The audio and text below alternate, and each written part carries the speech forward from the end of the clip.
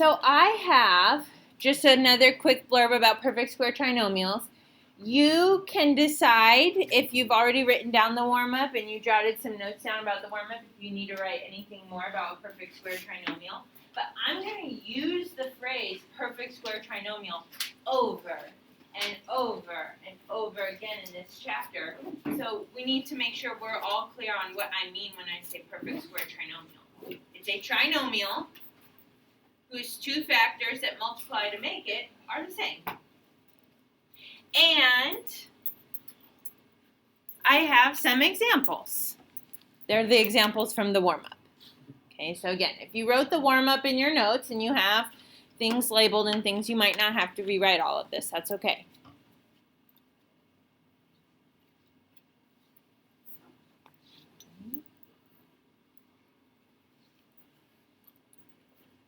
Okay, I had a very interesting conversation this weekend. I went to my niece's birthday party / football game. I was hanging out with a bunch of kindergartners, and they told me all about patterns.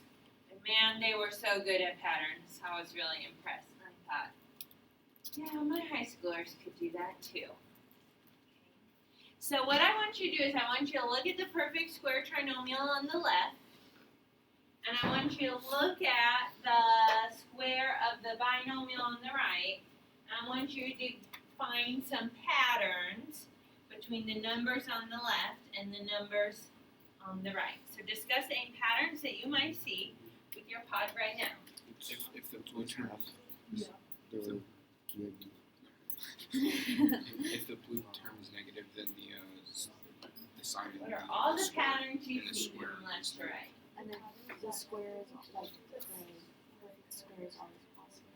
So it's Those, like the numbers, like the answer, Yeah. like the answer is always half of like what's in the blue. Basically, the answer. So the way that you could like set it up is if you take the sign from the middle term, and then say put x parentheses in square, and then just square root the last term.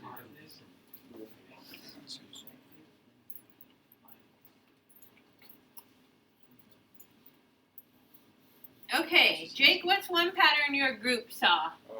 If the middle term is negative, then the term in the set of parentheses is negative. Oh, yes, that's such a good one. So I chose some that were positive in the middle and some that were negative in the middle. Okay, so I'll draw a little arrow there. The sign in the parentheses matches the middle term. Matches the sign of the middle term. Okay, so that's going to be an issue that pops up today is how do I know when it's going to be x minus 3 squared or when it's going to be x plus 3 squared? If I'm looking at patterns, I just have to look at the middle term, don't I? Okay, Bo, what's a pattern your group talked about? We talked about the one that Jake just said.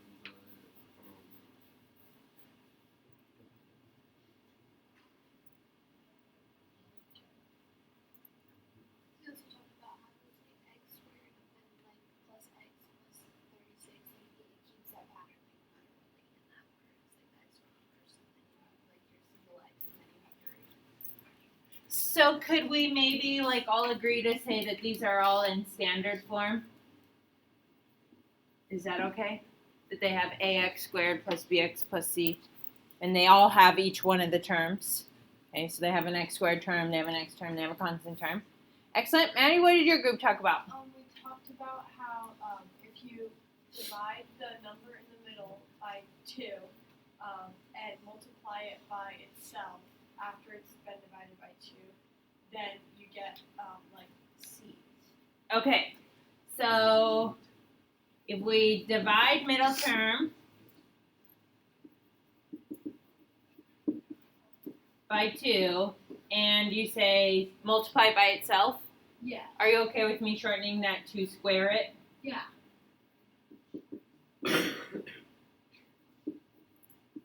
You get, and like you said, C, we could also identify that as the green number? Yeah. Okay. Okay, so this what Maddie's describing, and you might know this. This is the skill of completing the square. How do you complete the square? You take half of the middle term, and then you square it. And you find a number that completes the square. Makes the perfect square trinomial. Okay? So that's going to be really important. We're going to see that in our notes today. Okay? Excellent. So that kind of connects 12 and 36. And that would work for all of these, right? Take half of 4 is 2, square it, and you'll get 4. Take half of negative 6, that's negative 3, but square it, and it'll come out to be a positive 9. Alex? If we wanted to write down for the notes for dividing the by 2, can we just write bx over 2 squared? Or bx over 2 in parentheses and then squared. I would actually just do b over 2 squared because, like, your c value doesn't have an x in it, right? Yeah. So I would leave out the x. It's really just the number, the coefficient that you're looking at. Sure, I like that a lot. b over 2 quantity squared. Okay, did we have any other patterns out there? Abby's group, Madison's group, Brianna's group. Are the numbers in green? Are they what? Always positive. Yes, that's a great pattern. Okay. Last number, always positive. Okay. And that would go back to what Maddie just described, that you take half of the middle term and you square it. So if the middle term is positive, you square it, it's positive. If the middle term is negative, take half of it, it'll be negative, but then you square it, so it's still positive. So the number on the back is always going to be positive. Any other patterns out there? Yeah? Kenzie? Is B always an even number? In my examples, yes, but would it have to be? No. Of course, I picked it to be nice numbers, right? Because if it was x squared plus 9x, think about Alex's little trick over here, b over 2 quantity squared. So that would be 9 over 2 quantity squared. So the number that completes the square is 81 over 4. So I avoided fractions by giving you even numbers. Did anybody talk about the connection to the red numbers? Oh, they're the middle numbers. Okay, so this is something you can also use for your patterns. Okay, these numbers right here is half of your middle term, or like Alex said, middle term divided by 2, or we could say b divided by 2.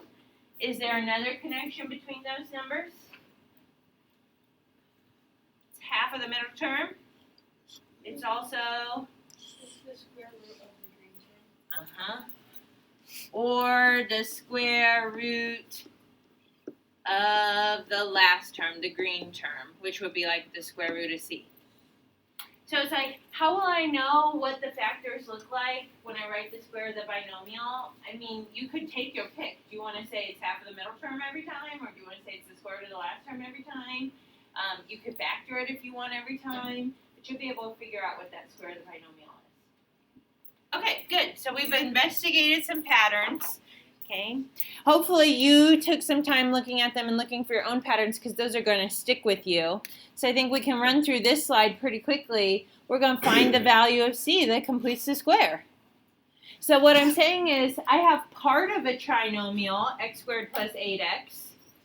But I want to know what's the number that should go on the back so that I get a perfect square trinomial, meaning when I factor it, my two factors look exactly alike. And do we like Alex's b over 2 quantity squared? You're okay with that? Take half of the middle term and square it? So what number completes the square? 8 over 2 quantity squared, that's 4 squared, or 16. C equals 16. If c is equal to 16, what would your square of the binomial look like? X plus, what's that? 4. Half of 8 or square root of 16, right? What number completes the square over here? X squared minus 16x plus c. C should be 64. How'd you get that, Stefan? Because I divided 16, negative 16 in half, and took the square of that. Yeah, that's negative 16 divided by 2, which is negative 8, and then you're going to square it, which is 64. What does your square of a binomial look like then? X minus 8. It's going to have the same sign as the middle term. It's going to be half of the middle term or the square root of the last term. Okay. Okay, so really quickly, you guys do these two for me, and then we will move on to solving. So I'll give you a minute to write these down and see if you can complete the square on your own. Try to just complete the square. Then you'll know if you got it or not. Looking at patterns, just like those kindergartners. Are you smarter than a kindergartner? Yes. Make it a TV show. You can look at your smart. Thank you.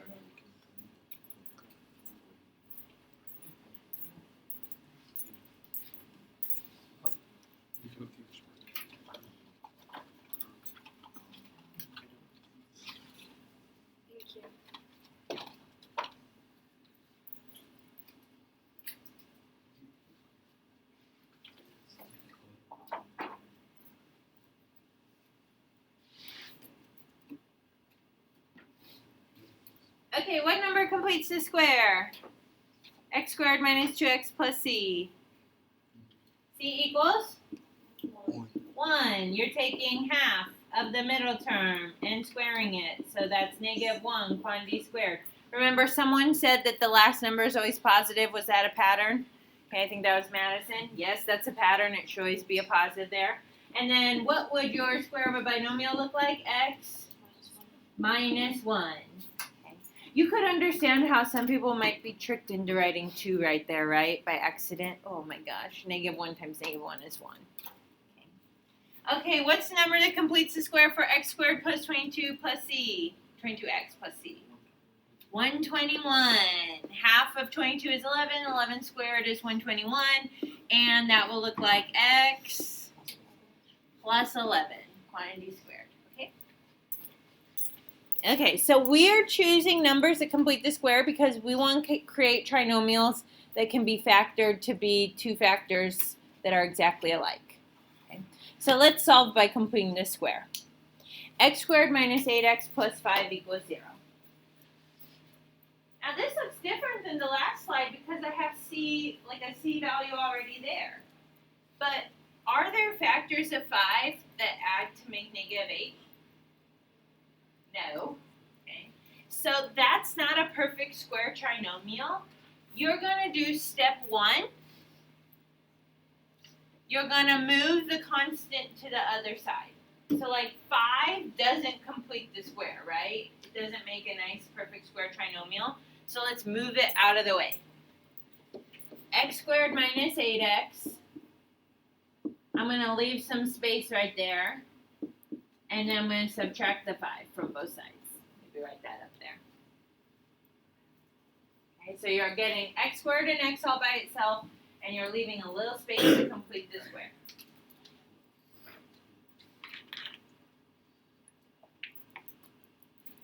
Okay, so I've left a little space to complete the square. What number completes the square right there?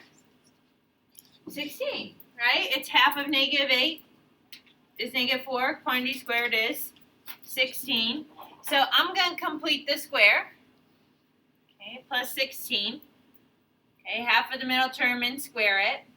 And we could say b over 2 quantity squared, just like Alex gave us. I like that. Note I have there, I just put that red 16 on the left.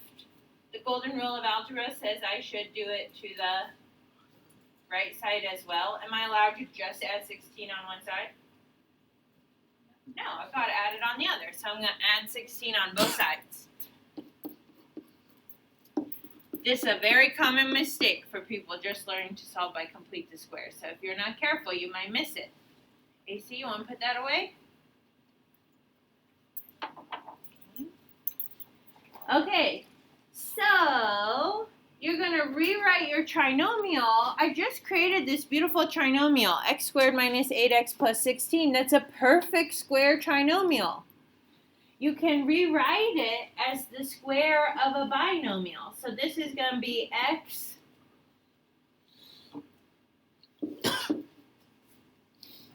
minus 4.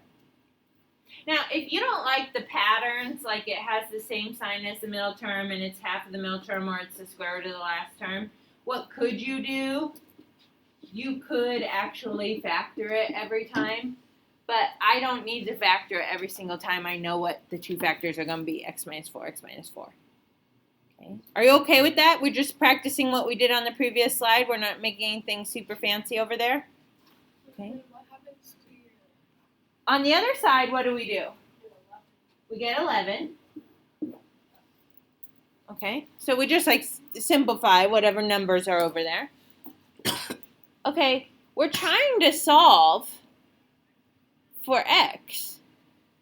How would you solve for x now?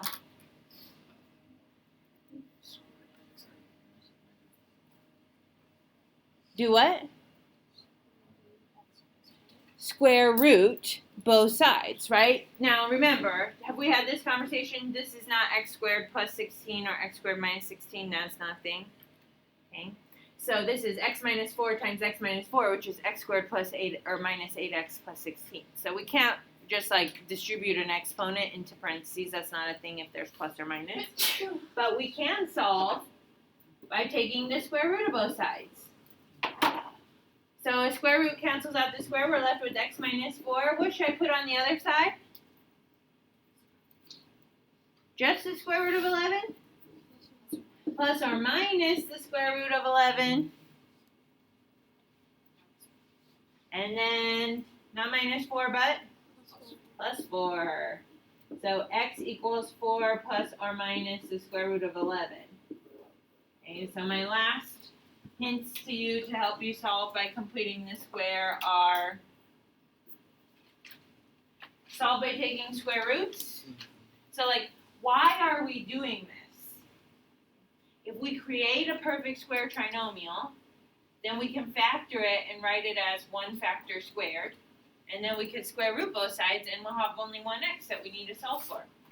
If we go back up to x squared minus 8x plus 5, remember I said, do you have factors of 5 that add to make negative 8? And the answer was no. So you can't solve this one by factoring like you did for me on the quiz. Well, if it doesn't solve by factoring, and I can't use taking square roots because it has an x squared and an x, what am I going to do? One option is solve by completing the square. What's that? We'll do the other way on Thursday. Okay. Now, how many answers are there? 2. There's 2 answers, right? There's a 4 plus the square root of 11 and a 4 minus the square root of 11. When you have a square root of 11 that can't be like nicely done, it's not a perfect square, that means these numbers are irrational. Irrational just means it can't be written as a nice number, like it can't be written as a fraction.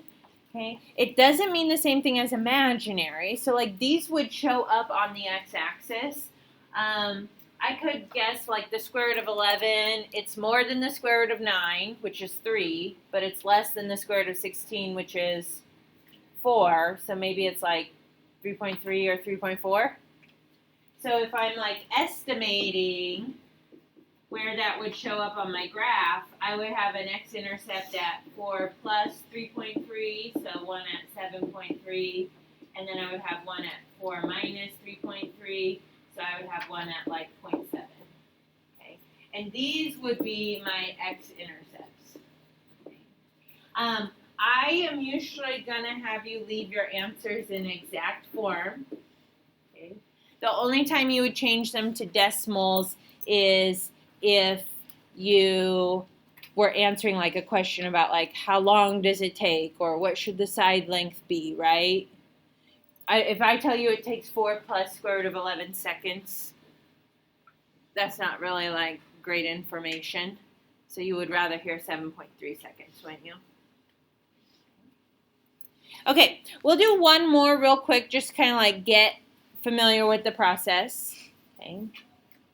And you'll be practicing this on your homework tonight. We're going to do x squared minus 6x minus 40. Okay. What's step 1? Add 40. X squared minus 6x equals 40. Then we're going to complete the square. Okay, what number completes the square? 9. Add it to both sides. So plus 9, plus 9. Remember, Madison said that number would always be positive. Okay. Now, on this side, we'll get 49. What happens to x squared minus 6x plus 9? Can write it as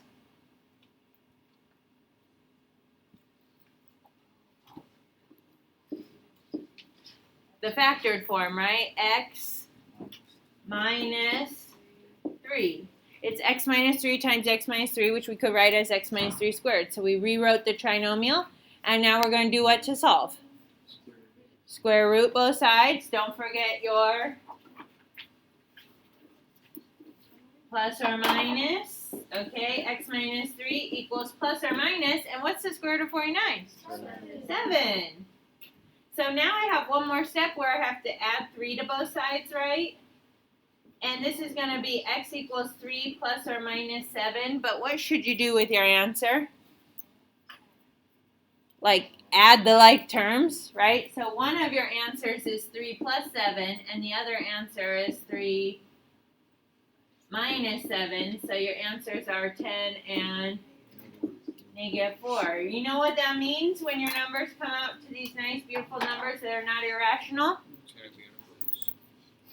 No, what did it mean about your original problem? Could have factored it. So, long ago, I created my very first meme, rest in peace, Grumpy Cat. You solved by completing the square? Could have just factored. Wouldn't that have been easier? Yep, that's my very first meme. I got one other meme I've ever made. And I think you'll see it someday. Okay, soon. Okay, I've made 2 memes in my life.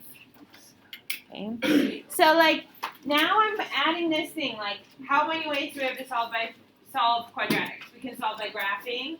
We can solve by taking square roots if we only have one variable in our whole equation. We can solve by factoring, which, hey, that's fast if it works. And then I would always check for factoring first, which I totally skipped over for you guys so I could show you my meme and call me Grumpy Cats. Okay? But if you can't factor, then you should choose complete the square. And on Thursday, we'll talk about quadratic formula. Okay?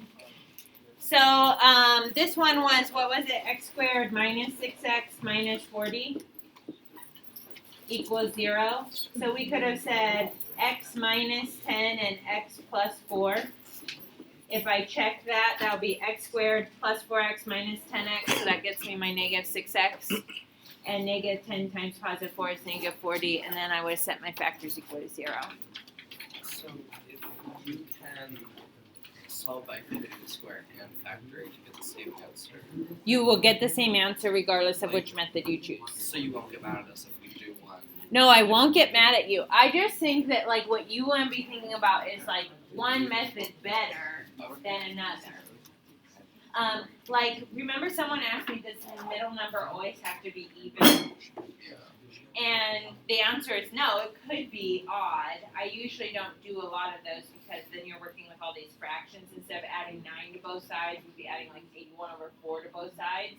So if you can solve by factoring and your middle term is odd, eventually I would not choose completing the square. I'll have quadratic formula and that would be my go-to one.